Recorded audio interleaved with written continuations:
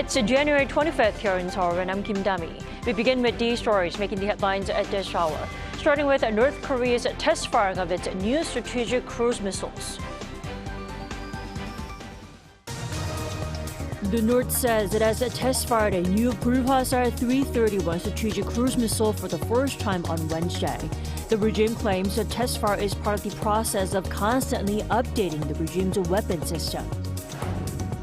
Russia has accused Ukraine's military of shooting down a plane which it says was carrying 65 Ukrainian prisoners of war.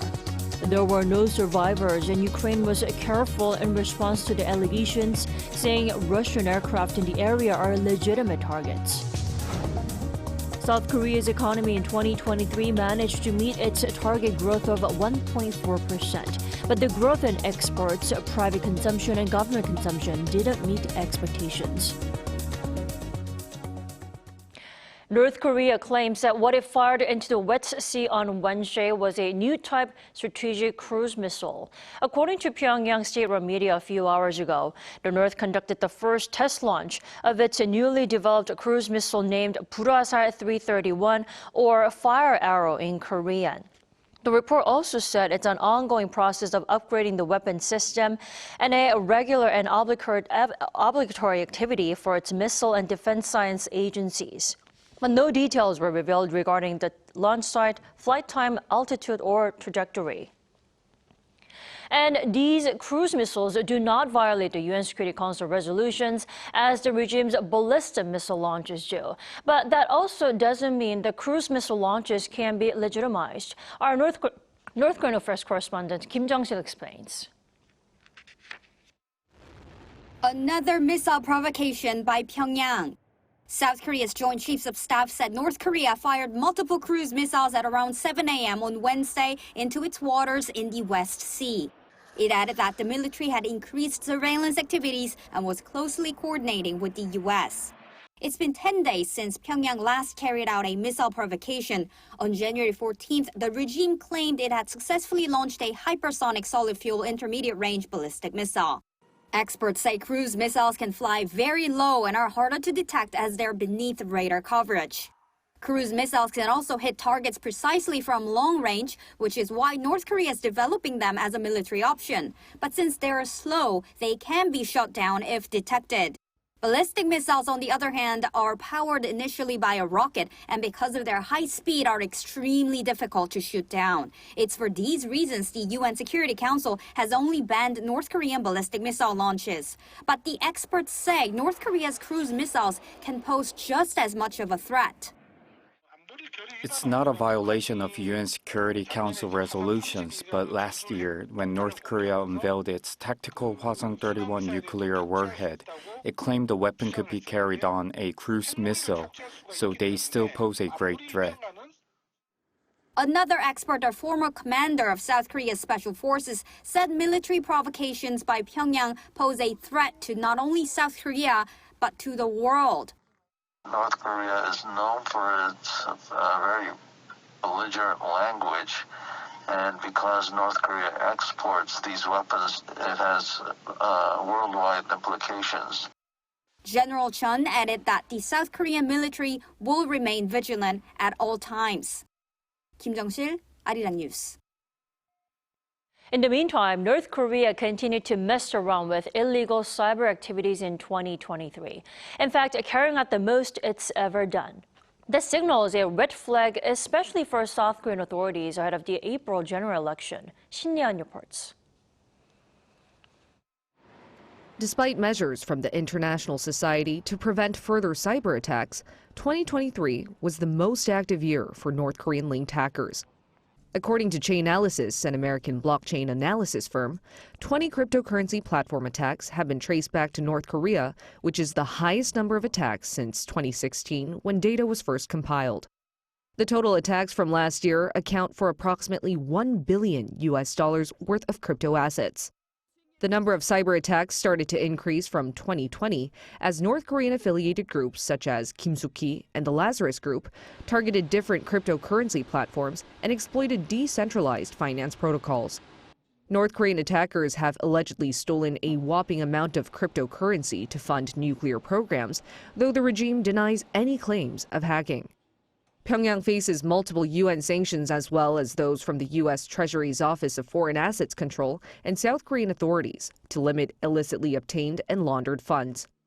This comes as South Korea's intelligence agency reported on Wednesday that 80% of attempts to hack South Korea's public institutions last year were attributed to North Korean-related hacker groups. Mostly to fund its weapons program, South Korea's National Intelligence Agency predicts that Pyongyang's hacking attempts and dissemination of fake news are expected to be more frequent throughout this year as election season approaches both in Washington and Seoul. The NIS has pledged to strengthen measures to respond to cyber attacks by creating a task force team and establishing heightened responses. 신예은, Arirang News. Russia says Ukraine shot down a Russian military plane on Wednesday, killing all 74 people on board, including Ukrainian prisoners of war being transported for a prisoner swap. Lee Seung-jae has more. At around 11 a.m. Wednesday local time, a Russian military plane crashed in the Russian border city of Belgorod. Shortly after the crash, Russia accused Ukraine of shooting down the Ilyushin 76 cargo plane, saying that all 74 people on board were killed, including 65 Ukrainian prisoners of war who were being transported for a prisoner swap. Moscow says it was a terrorist attack by Ukraine and claimed that a missile fired by Ukraine was detected on radar. The plane was downed by the Ukrainian armed forces from Lipsy village in Kharkiv region using an anti-aircraft missile system. The radar facilities of the Russian aerospace forces observed the launch of 2 Ukrainian missiles. Ukraine was careful in its response to Russia's accusation. Its military command said it regarded Russian military aircraft approaching Belgorod as legitimate targets, but stopped short of acknowledging that it had fired at the plane. It added that it has seen an increased intensity of shelling by Russia, which had correlated with an increase in the number of military transport aircraft that have recently been heading to the Belgorod airfield. POWs from both sides were scheduled to be swapped at the border checkpoint. The chairman of Russia's lower house of parliament's defense committee claimed that Ukrainian forces fired 3 missiles to prevent a prisoner exchange. Russian Foreign Minister Sergei Lavrov said Wednesday that he had requested an emergency UN Security Council meeting following the crash. Lee Seung-jae, Arirang News. The International Court of Justice said Wednesday that it will announce whether it will order emergency measures against Israel after South Africa filed a case accusing Israel of genocide against the people of Gaza. The UN's top court said that its 17-judge panel will announce its response on Friday, with the South African foreign minister on hand as the ICJ makes its decision. However, the ICJ will not deal with the issue of genocide, but will look at possible emergency measures to restrain Israel's actions. This comes as South Africa earlier this month called on the World Court to order an emergency suspension of Israel's military offensive in Gaza.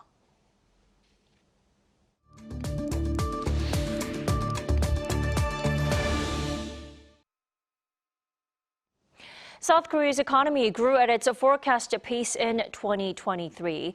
Data from the Bank of Korea released on Thursday shows South Korea's real GDP grew 1.4% last year, in line with the central bank's forecast. But the growth is nearly half that of an on-year growth recorded in 2022 and the lowest seen in 3 years.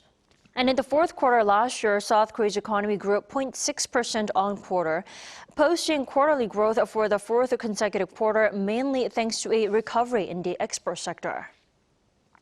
Now, let's delve deeper into the latest figures with Professor Kim Se-won this morning. Good morning. Morning. Thanks for having me. Thanks for joining us. South Korea's economy, like I mentioned, grew 1.4% last year in 2023. Professor Kim, is this something you saw coming or a complete surprise? Well, I would say it is something between a disappointment and a good surprise. Last year, Korean economy was weaker than the previous year, 2022, mostly due to declining domestic expenditures in retail sales and facility investment. But export surged in the last quarter of last year, which lessened the decline of Korean economy. So domestic expenditure was disappointing, but export was a good surprise. So poor domestic consumption, but exports were stronger than you thought. Is that what you're saying? Exactly. All right, then still the growth of exports and private consumption didn't quite meet expectations. Well, at least the private consumption, like you mentioned.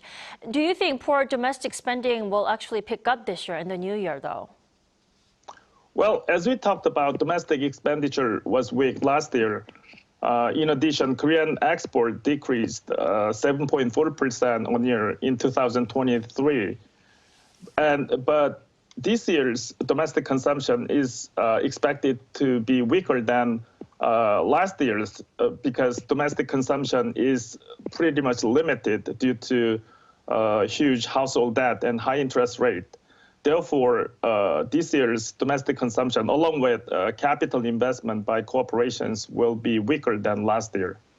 All right, poor domestic consumption, hopefully that will pick up this year. But some analysts are worried that growth below 2% for a second straight year might happen for the very first time this year. Professor Kim, why such a pessimistic view on this?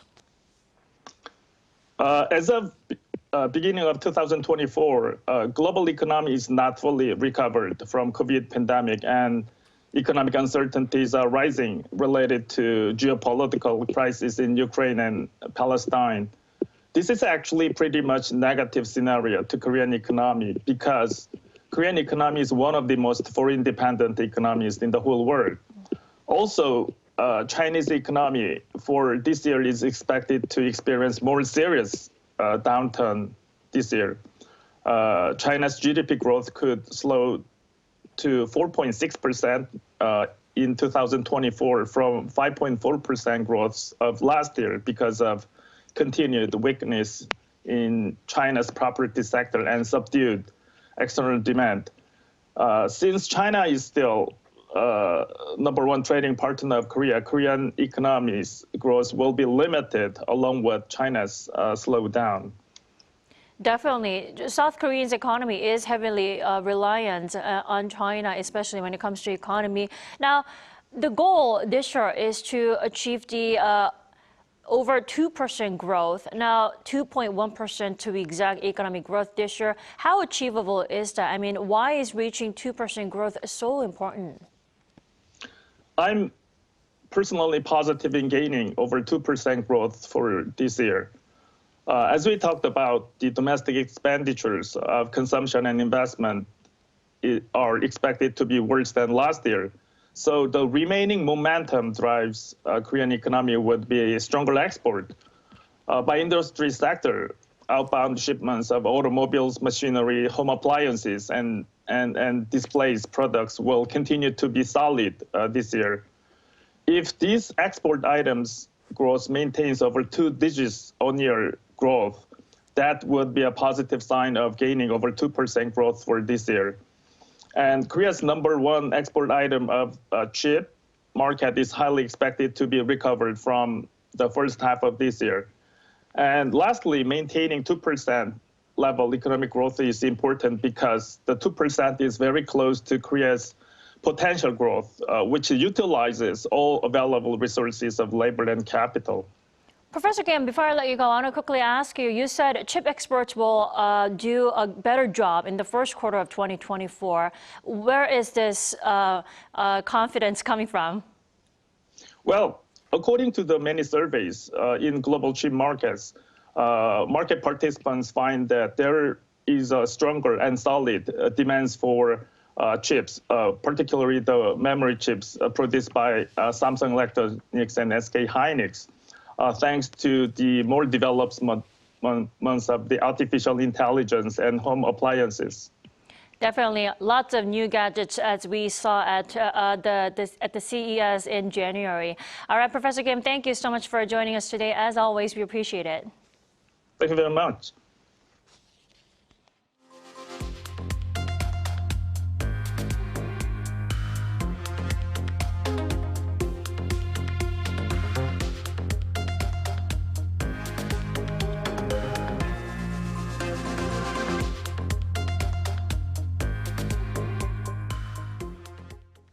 A 4-day work week sounds like such a dream work schedule for many workers around the world, but it's not just pie in the sky in South Korea, with firms starting to adopt a partial 4-day work week system. Our An Sung-jin has the story.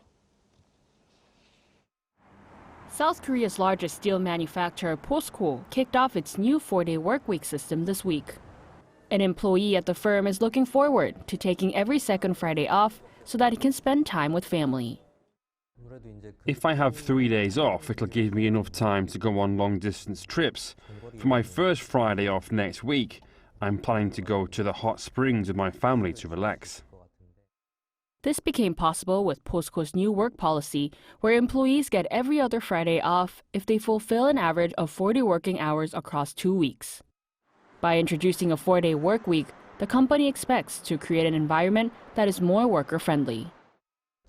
I think it's a positive change to give employees enough time to spend on personal development, childcare, or to rest with the extra day. Having a flexible work system allows us to build a more family-friendly work environment and gives a better work-life balance. One economics expert says that introducing a 4-day work week could boost worker productivity.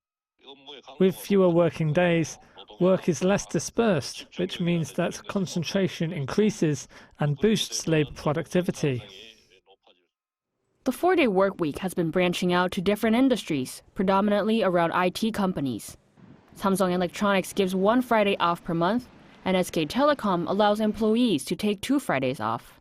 Severance Hospital also began a 4-day work week for nurses. However, the same expert notes that not all companies will be able to use a 4-day work week. Only companies that can make a profit from a 4-day work week can do it. So it's important to take into account the different characteristics of each industry to decide the working system accordingly.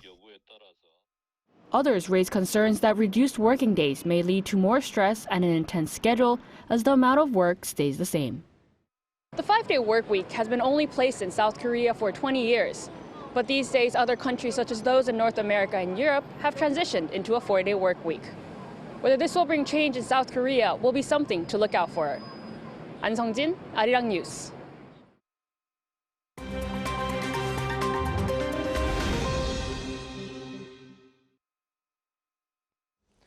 Good morning, I'm Kim Ji-young, and now we turn over to stories from around the world. We begin today in Argentina, where the country's largest labor union, the General Confederation of Labor, began a 12-hour strike in the capital, Buenos Aires, on Wednesday to protest new President Javier Milei's economic and labor reforms. The 12-hour strike began at noon local time on Wednesday, with tens of thousands of workers demonstrating in the capital and other cities across the country. The CGT coordinated the strike in response to Milei's 2 major reforms, a mega decree aimed at reducing the power of unions and deregulating Argentina's economy, and an omnibus bill that proposes extensive reforms for political, fiscal, social and administrative policy. Mass strikes limited the operation of banks, public services, transport, hospitals and businesses throughout the day. Aerolíneas Argentinas reportedly cancelled 267 flights as aeronautical unions joined the strike, affecting more than 17,000 travellers. British billionaire Joe Lewis in New York federal court on Wednesday pleaded guilty to securities fraud related to insider trading. Lewis, whose family trust owns the English Premier League football team Tottenham Hotspur, has admitted to sharing non-public information to friends and associates and apologized to a judge, commenting that he was embarrassed of his misconduct. The 86-year-old billionaire was accused last July by New York attorney Damian Williams of giving friends, including romantic partners, assistants, personal pilots, and friends inside information about companies in which he invested in. Lewis was charged with 16 counts of securities fraud and 3 counts of conspiracy by federal prosecutors. According to Forbes, the founder of investment firm Tavistock Group has a net worth of $6.2 billion. Lewis has been released on a $300 million bail using his luxury assets as security. According to the prosecutor's statement, Lewis and his company, Broad Bay Limited, will pay over $50 million in fines with a prison sentence between 18 and 24 months. Lewis's sentencing is scheduled for the 28th of March. Now to the breakthrough gene therapy that helped an 11-year-old deaf boy recover from his hearing. According to Dr. John Miller of the Children's Hospital of Philadelphia on Wednesday, the patient, Aysam Dam, now has a mild to moderate hearing impairment after previously living his life in silence. Aysam, a Moroccan boy who lives with his family in Barcelona, Spain, traveled to Philadelphia to undergo the experimental treatment last September. The treatment, including surgery in October, involved the insertion of properly functioning otopharyngeal genes into the boy's inner ear. Aysam now says, "There is no sound that I don't like." And finally to Brazil, where indigenous Amazon leaders are promoting a reforestation program to restore degraded areas of the rainforest. According to Brazilian agricultural research agency Embrapa, on Wednesday, an online learning program called Sowing Forests on Indigenous Lands was launched to spread knowledge on how to collect, germinate, and store tree seeds to boost the Amazon recovery. The initiative was launched by Kayapo Chief Raoni Metuktire, an environmental campaigner for the Amazon and Chief Almir of the Surui people, with support from the French government.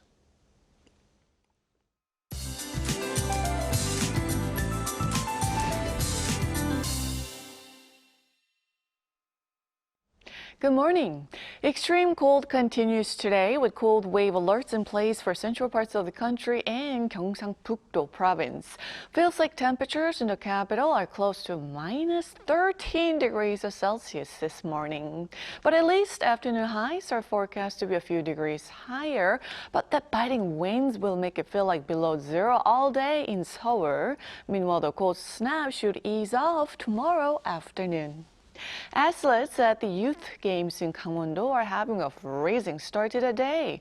Pyeongchang nearing minus 20 degrees Celsius. Then highs will go up slightly higher than Wednesday under sunny skies. Afternoon highs will be 2 to 5 degrees higher in most places compared to yesterday. Seoul topping out at the freezing mark, Daegu at 4 degrees Celsius this afternoon. Sunny skies are expected except in the mountainous regions on Jeju and Ulleungdo and Dokdo with more snow in the forecast. After this round of the cold snap comes to an end, we could say the coldest part of the season is over. That's Korea for you, and here's a look at the international weather conditions.